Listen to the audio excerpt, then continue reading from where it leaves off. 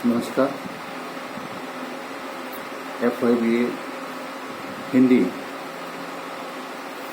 CBSE pattern second semester में आप लोगों का फिर से स्वागत है।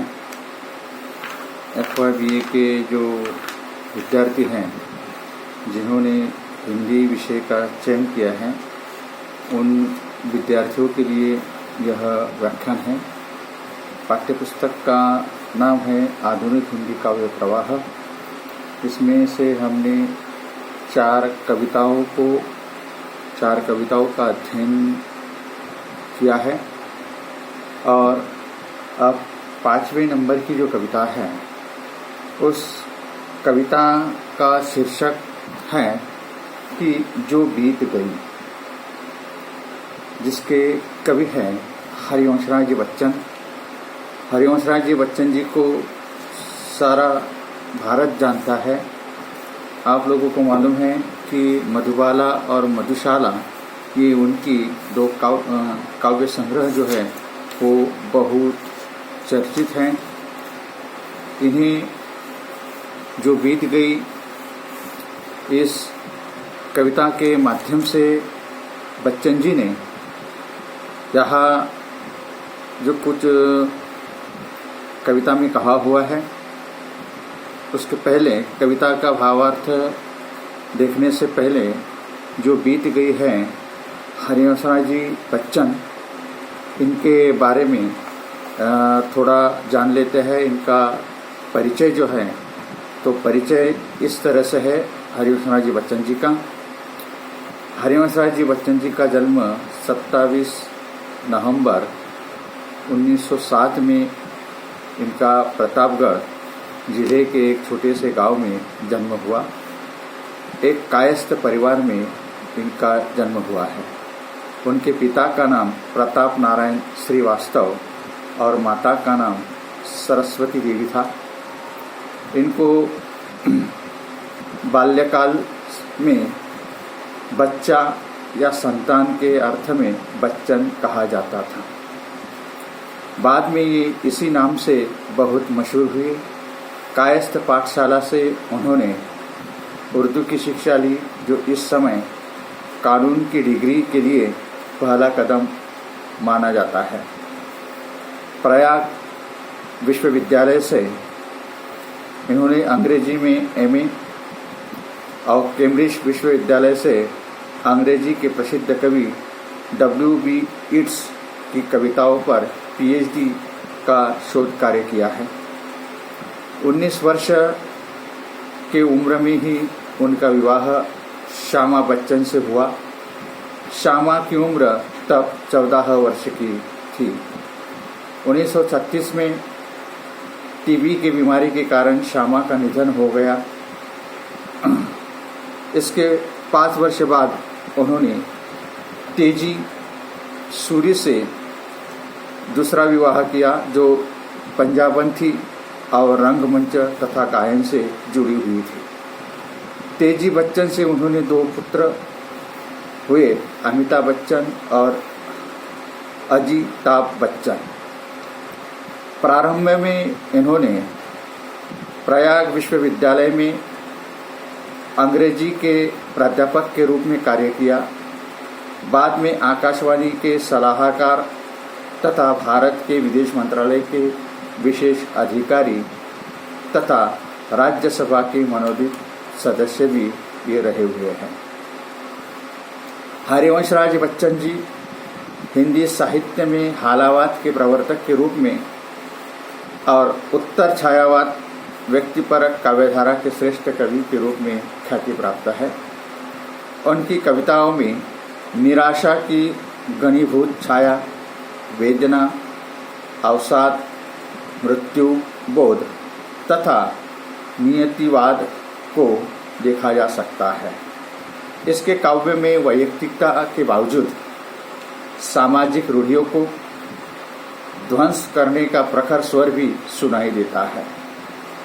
इनके काव्य बंगला का अकाल एवं बुद्ध और अनाचार आदि में सामाजिक चेतना का स्वर बुलंद प्रतीत होता है। इन्होंने गद्य एवं पद्य में रचना कर हिंदी साहित्य को समृद्ध एवं लोकप्रिय बनाने में इनका हरिवंशराय जी बच्चन जी का महत्वपूर्ण योगदान है। यह इनका अगर हम इनके काव्य के या परिचय अगर हम देखें तो इस तरह से है। कविता संग्रह तेरा हार, मधुशाला, मधुबाला, मधुकलश, आत्मपरिचय, निशा निमंत्रण, एकांत संगीत, आकुल अंतर, संतरगिनी, ये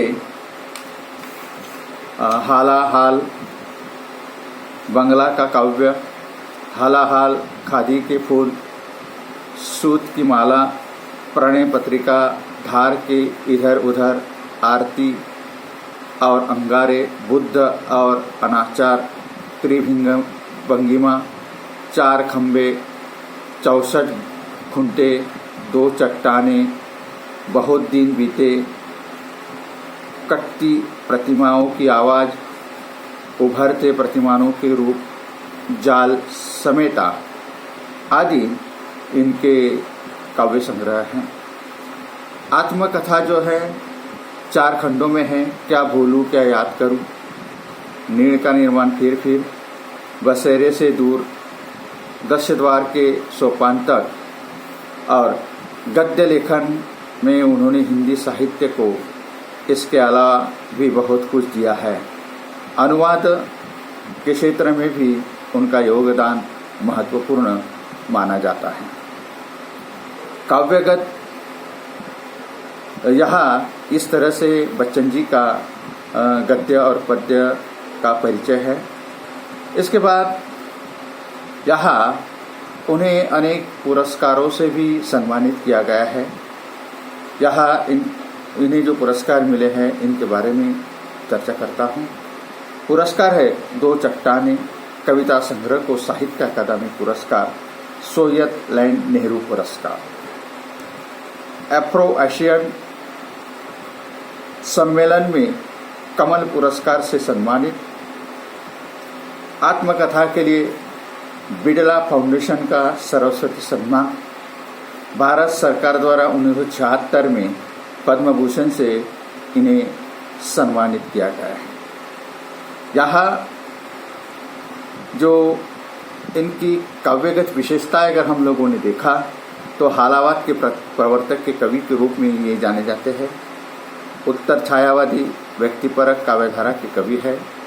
रचनाओं में एकांत एवं धार्मिक सौंदर्य की भावना, सरलता और सहजता के साथ जीवन दर्शन की प्रस्तुति, यौवन और मस्ती के गायक, सहजशील सहज शैली एवं सीधी सादी भाषा में स्वानुभूत जीवन सत्य का परिचय, सामाजिक रूढ़ियों को उध्वंस करने का इनका स्वर है। यहाँ बच्चन जी की जो कविता है, हरिवंशराय जी बच्चन जी की जो कविता है, जो बीत गई, ये बीत गई जो कविता में यहाँ कवि बच्चन जी की कविता जो है, इस कविता को पहले सुनते हैं कि इन्होंने क्या कहा हुआ है। इस कविता की तरफ आप लोगों को लेकर जाता हूँ। सभी विद्यार्थी इसे ध्यान से ग्रहण करें। जो बीत गई सो बीत गई, जीवन में एक सितारा था, माना वह बेहद प्यारा था। वह डूब गया तो डूब गया, अंबर के आनंद को देखो, कितने इसके तारे टूटे, कितने इसके प्यारे छूटे, जो छूट गए फिर कहाँ मिले, पर बोलो टूटे तारों पर कब अंबर शोक मनाता है। जो बीत गई सो बीत गई। आगे कवि कहता है, जीवन में था एक कुसुम, थे उस पर नित्य निछावर तुम, वह सूख गया तो सूख गया, मधुवन की छाती को देखो, सूखी कितनी इसकी कलियां, मुरझाई कितनी लिवरिया, जो मुरझाए फिर कहाँ खिली, पर बोलो सूखे फूलों पर कब मधुवन शीर मचाता है, जो बीत गई सो बीत गई। आगे कवि कहते हैं, जीवन में मधुबन का प्याला था, तुमने तन मन दे डाला था, वह टूट गया तो टूट गया। मदिरालय का आंगन देखो, कितने प्याले हिल जाते हैं, गिरी मिट्टी में मिल जाते हैं, जो गिरते हैं कब उठते हैं। पर बोलो टूटे प्यालों पर कब मदिरालय पछताता है, जो बीत गई सो बीत गई। मुर्द मिट्टी के है बने हुए, मधुघट फूटा ही करते हैं, लघु जीवन लेकर आए हैं, प्याले टूटा ही करते हैं। फिर भी मदिरालय के अंदर मधु के घट है, मधु प्याले है, जो मादकता के मारे है वे मधु घट लूटा ही करते हैं।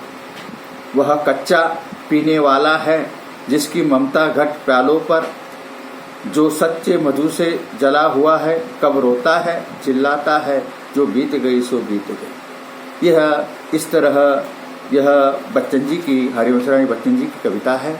इस कविता में कवि, अब इस कविता का भावार्थ देखते हैं कि कवि क्या कहते हैं। यहाँ कवि कहता है, यहाँ जो बीत गई, इस कविता के माध्यम से उन्होंने अपने निकटतम प्रियतम के बिछड़ने के दर्द को भुलाने का प्रयत्न किया हुआ है। यहाँ बच्चन जी अपने दर्द को भुलाने के लिए भुलाने का प्रयत्न किया हुआ है। वे कहते हैं कि जो बीती हुई बातों को भूल देना ही श्रेयस्कर होता है, जो बीती हुई बातें हैं उन्हें भूलना ही अच्छा होता है। यह बात बच्चन जी जानते थे। इसी कारण तेजी से विवाहबद्ध होने से पहले कितनी विपरीत घटनाएं उनके जीवन में घटित हुई है, कितने उतार चढ़ाव आए हैं। बच्चन जी ने निराशा के बादलों को हटाने का प्रयास किया हुआ है। यहाँ हर एक के जीवन में निराशा के बादल आते हैं, लेकिन बच्चन जी के जीवन में भी निराशा के बादल आए हुए हैं, लेकिन बच्चन जी केवल वही दुखड़ा नहीं व्यक्त करते बैठे हैं। उन्होंने कोशिश की हुई है, हटाने का प्रयास किया हुआ है, दुख के बादल को हटाने का प्रयास किया हुआ है। उन्होंने उन्हें भुला देने की कोशिश की हुई है। प्रस्तुत कविता में तात्विक एवं मार्मिक अर्थ प्रतीत होते हैं। इस कविता में यह अर्थ, मार्मिक अर्थ प्रतीत होते हैं। जो छूट गया उसे जाने दो। और आप लोगों को मालूम है कि एक न एक दिन हर एक का अंत होता है, हर एक चला जाता है। आने का भी टाइम फिक्स होता है, निश्चित है, समय निश्चित है, और जाने का भी समय निश्चित है। ये अध्यात्म शास्त्र कहता है। हाँ? जो छूट गया उसे जाने दो। दुख का मूल कारण है मोह, और दुख का मोह, माया, मत्सर, द्वेष, ये जो है दुख के कारण है। तो यहाँ बच्चन जी ने दुख का कारण मोह बताया हुआ है। जो चीज खत्म हो गई है उस पर निरंतर शोक व्यक्त करना व्यर्थ है, और जो चीज खत्म हो गई है उस पर शोक करना बच्चन जी ने व्यर्थ कहा हुआ है, और व्यर्थ है उस पर दुख करना। जो छूट गया है उसे जाने दो। और यहाँ उन्होंने आगे कवि कहते हैं कि कवि प्रकृति का उदाहरण देते हैं। दुख को भुलाने के लिए कवि प्रकृति का उदाहरण देते हैं। प्रकृति यानी निसर्ग। निसर्ग का उन्होंने यहाँ उदाहरण दिया हुआ है। अंबर के आंगन में प्रतिदिन कितने ही तारे प्यारे टूट और छूट जाते हैं। आकाश का उन्होंने यहाँ उदाहरण दिया है कि आकाश में न जाने कितने तारे टूटते हैं, छूटते हैं, पर क्या आकाश उन पर कभी शोक मनाता है, दुख मनाता है? उदाहरण दिया हुआ है। अंबर के आनंद कितने तारे छूटे, प्यारे छूटे और छूट जाते हैं, किंतु अंबर कभी शोक मनाता है? क्वेश्चन मार्क है। आकाश से कितने तारे छूटते हैं, सब प्यारे होते हैं, लेकिन आकाश कभी शोक नहीं मनाता है। हर काल में, हर ऋतु में नए जीवन की उत्पत्ति होती है, और हर काल में आप लोगों को मालूम है, आप लोगों की नष्ट होना ये प्रकृति का नियम है। फिर नया आना, ये भी प्रकृति का नियम है। जैसे पत्ते झड़ते हैं फिर नए पत्ते आते हैं, जहाँ उन्होंने बताया हुआ है।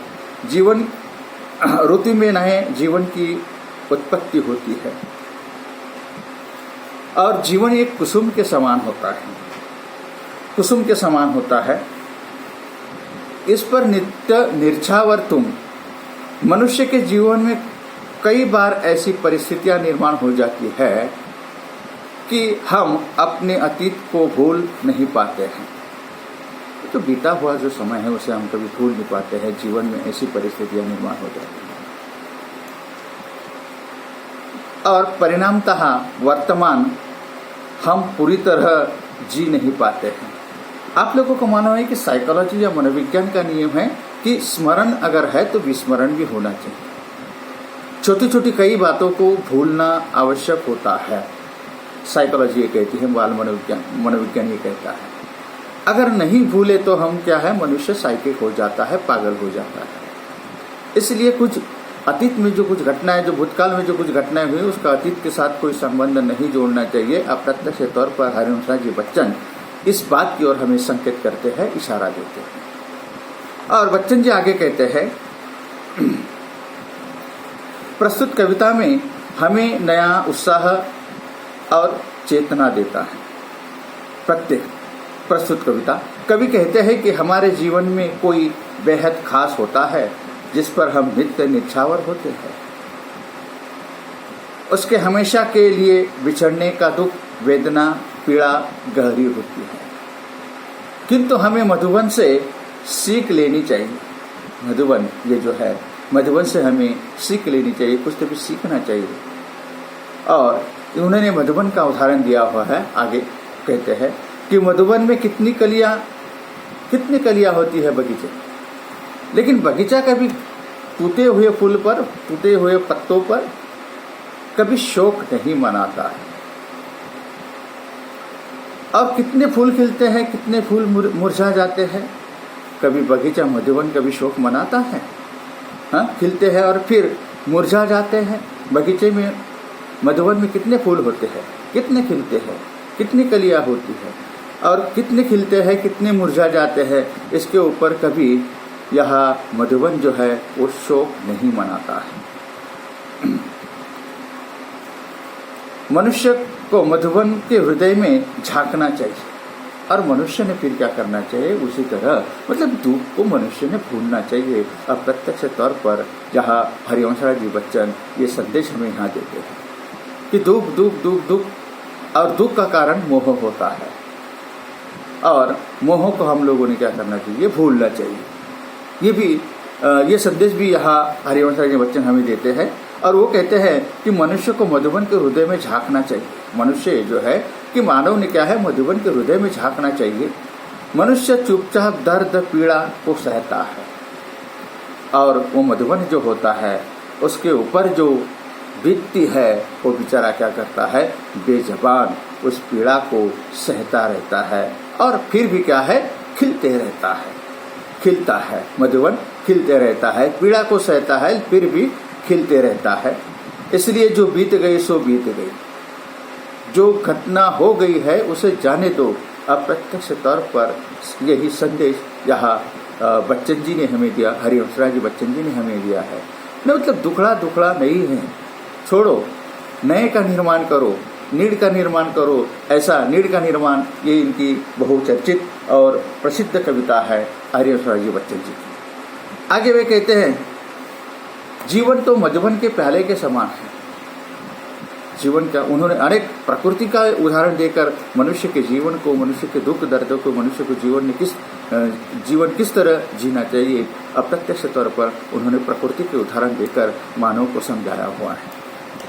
हरिवंश जी बच्चन जी आगे कहते हैं कि जीवन में दुख का प्याला था, जीवन में मधु का प्याला था। मधु यानी शराब।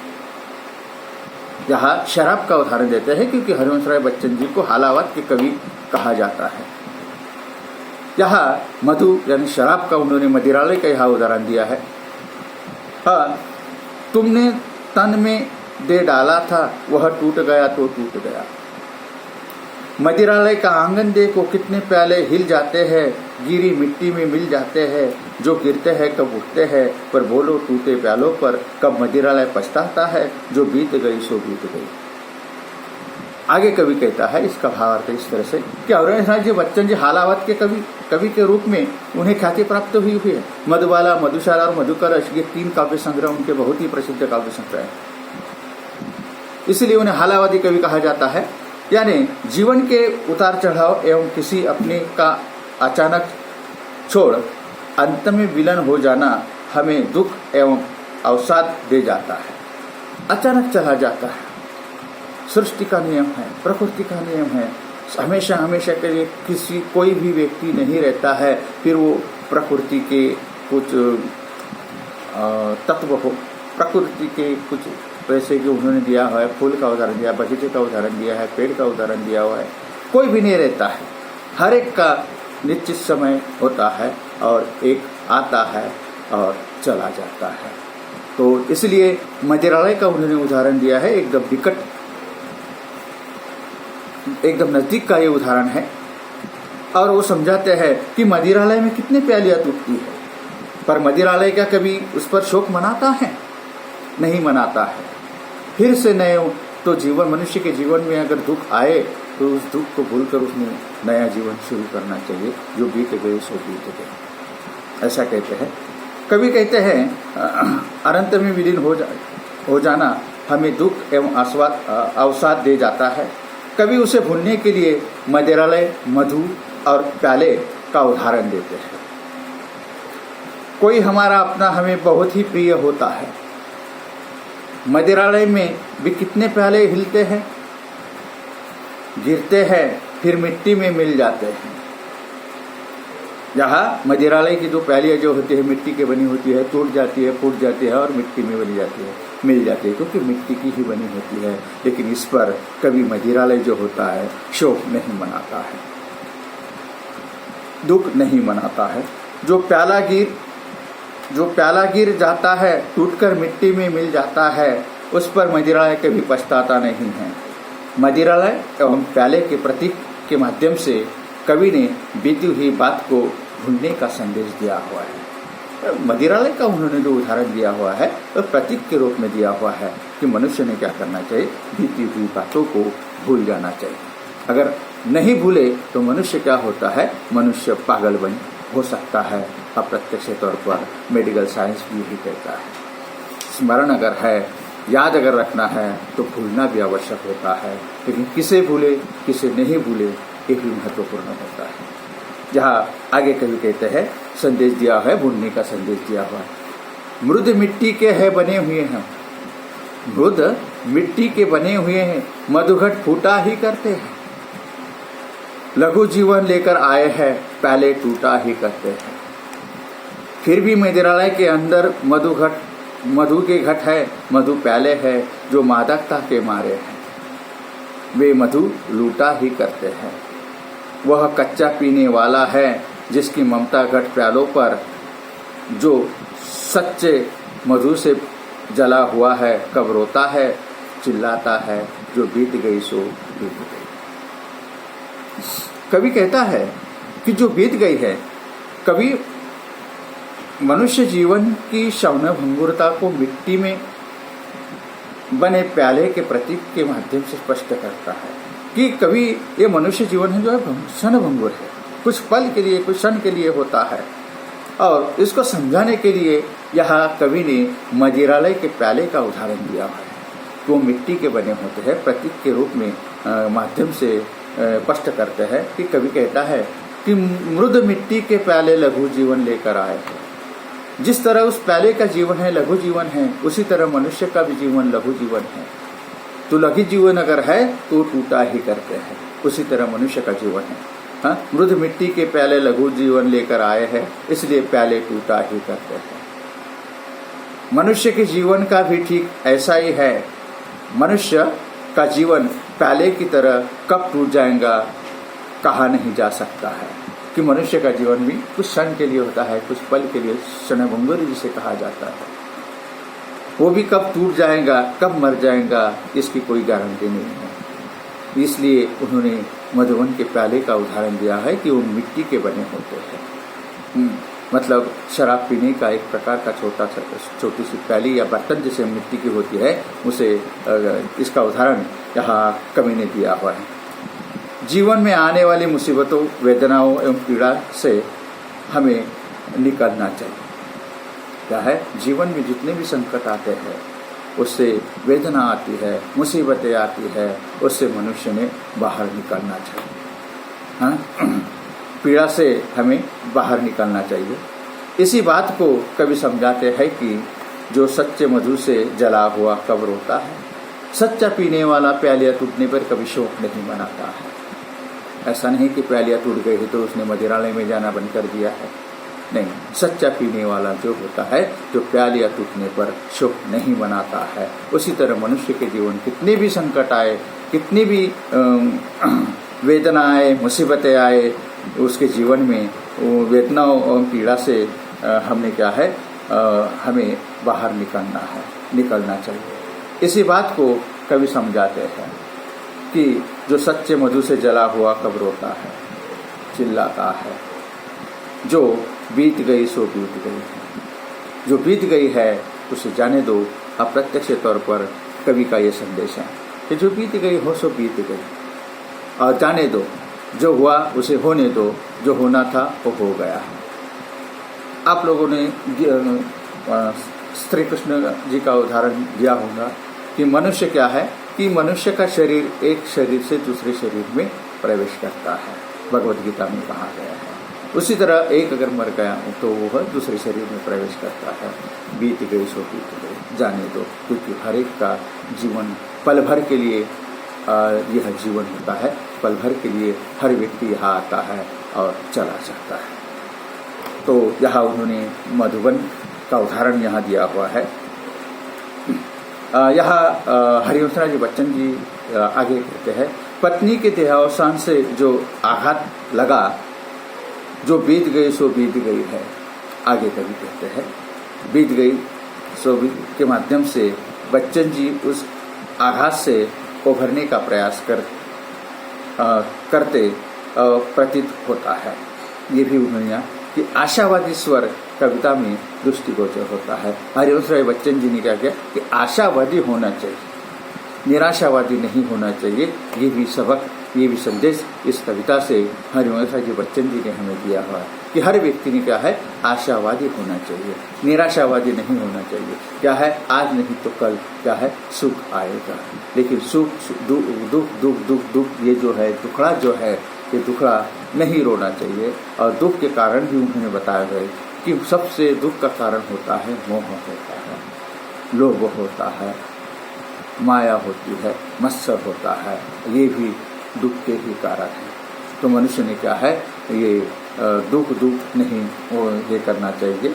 ये जीवन जो है, ये जीवन क्या है, क्षणभंगुर है। इसलिए वो कहते हैं, उन्होंने मदिरालय का उदाहरण दिया हुआ है, बगीचे का उदाहरण दिया हुआ है। जो बीत गई सो बीत गई, जो क्या है, जो हो गया है, जो बीत गई है, उसे होने दो। अप्रत्यक्ष तौर पर वो कहते हैं, चिल्लाते हैं, कब रोता हुआ चिल्लाता है, जो बीते गई सो बीत गई है। पत्नी के देहावसान से जो आघात लगा, जो बीत गई सो बीत गई के माध्यम से बच्चन जी उस आघात से उभरने का प्रयास करते और प्रतीत होता है। एक आशावादी स्वर कविता में दृष्टिगोचर होता है। और एक आशावादी स्वर जो है कि निराशावादी नहीं है। निराशावादी स्वर यहाँ नहीं दिखाई देता है। कवि को उमंग, आशा है, और आशा पर आप लोगों को मालूम है कि मनुष्य आशा पर ही जिंदा रहता है। इसी तरह आशावादी हर व्यक्ति ने होना चाहिए। ये संदेश हरिवंशराय जी बच्चन जी हमें इस कविता से, जो बीत गई सो बीत गई, इस कविता के माध्यम से देते हैं। आगे कवि कहते हैं कि ये उन्होंने ये जो कविता जो लिखी है कि अपनी पहली पत्नी श्यामा की मृत्यु के बाद गहरी पीड़ा अवसाद में वे डूब गए थे। गहरा शोक उन्होंने मनाया था। इसी के आधार पर उन्होंने इसकी के जीवन पर ये कविता लिखी हुई है, हाँ? जो बीत गई सो बीत गई। उस पीड़ा से निकलने का प्रयास, उस दुख से बाहर निकलने का प्रयास यहाँ बच्चन जी ने किया हुआ है।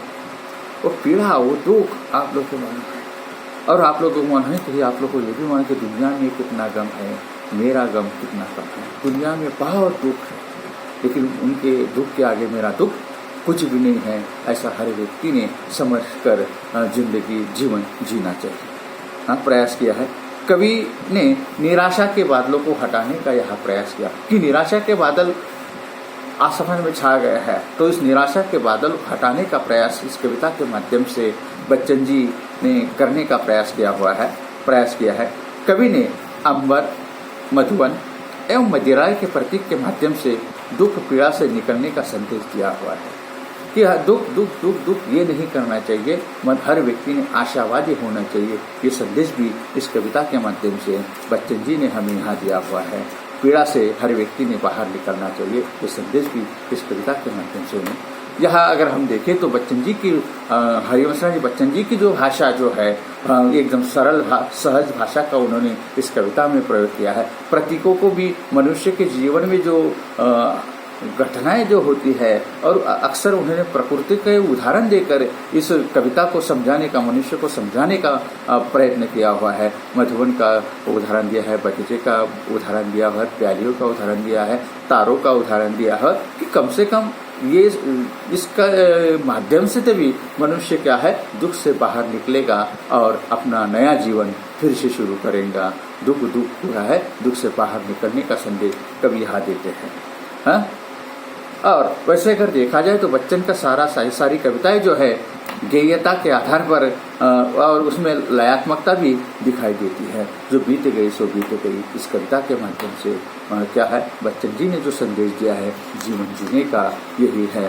एक कविता जो है, इस कविता जो बीत गई सो बीत गई बच्चन जी की बहुत प्रसिद्ध कविता है। और इस कविता का अध्यापन मैंने FY BA के हिंदी के विद्यार्थियों के लिए किया हुआ है।